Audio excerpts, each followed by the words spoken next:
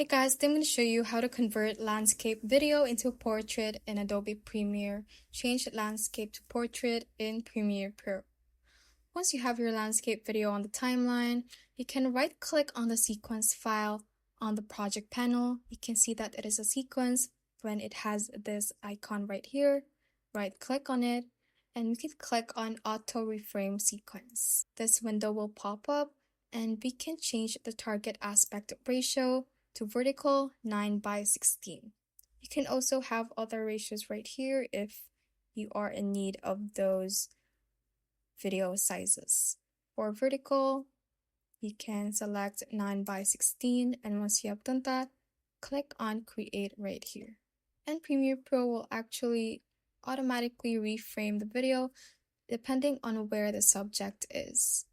As you can see, it will follow the subject automatically, and if it is not accurate on some parts, you can go to Effect Controls, select your video, and you can adjust the reframe offset, or you can also click on Override Generated Path, and you can see the keyframes right there, and you can manually adjust the position if it isn't accurate on other parts.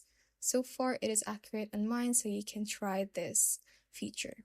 Thanks for watching. If you found this useful, hit that like button and subscribe for more videos like this.